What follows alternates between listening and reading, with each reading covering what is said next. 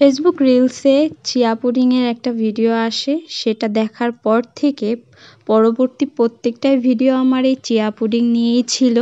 আর এটা দেখতে এতটা ইয়াম্মি লাগে, তখন থেকেই মন শুধু চিয়া পুডিং করছিল। এটা খাওয়ার জন্য হলেও অন্তত আমি ডায়েট করব। বাজার থেকে সব কিনে আনলাম, তারপর ডায়েট শুরু করে দিলাম। ডায়েটে এত মজার মজার খাবার খেয়ে ওয়েট লস কিভাবে হয় আমি এটাই বুঝি না। ফার্স্টে একটা বোলে কিছুটা ওটস নিয়ে নেই, সাথে নেই 2 চামচ চিয়া সিড। চিয়া সিডকে সুপারফুড বলা হয়। ওয়েট লসের ক্ষেত্রে চিয়া সিড অনেক বড় ভূমিকা পালন করে। এখন ইউজ করব লো ফ্যাট লিকুইড মিল্কটা।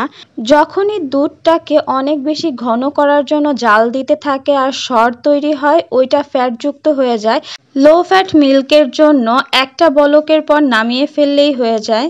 এমন অবস্থায় আমরা এটা ফ্রিজে রাখবো 2 ঘন্টার জন্য, কিংবা ওভারনাইট রেখে সকালের ব্রেকফাস্টেও খেতে পারেন। আমি যেহেতু রাত্রে খাবো, সো আমি 2 ঘন্টার জন্য ফ্রিজে রেখে দিব।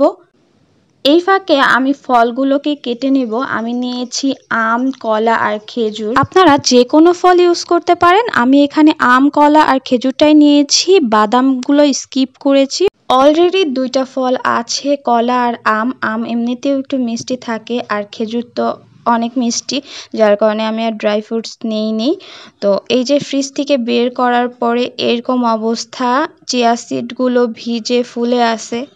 এর মধ্যে আমি 1 কাপের মতো দুধ নিয়ে নিই, আর দুধটাকেও আমি ফ্রিজে রেখে ঠান্ডা করে নিয়েছিলাম। এখন পছন্দ মতো ফল নিয়ে গার্নিশিং করলেই আমাদের চিয়া পুডিং রেডি।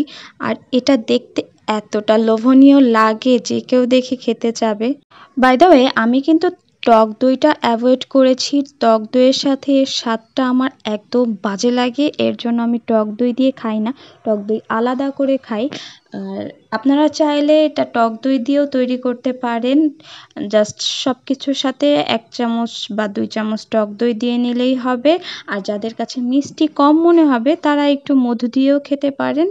কোনো মতে কিন্তু চিনি ইউজ করবেন না। সকালবেলা খালি পেটে গরম পানির সাথে লেবু আর মধু দিয়ে খেয়ে এই 1 বাটি ওটস খেলে সকালের নাস্তায় আর কিছুই দরকার পড়বে না। আপনারা রাতেও খেতে পারেন, তবে অবশ্যই রাত্রের খাবারটা 7টা থেকে 8টার মধ্যে কমপ্লিট করে ফেলবেন।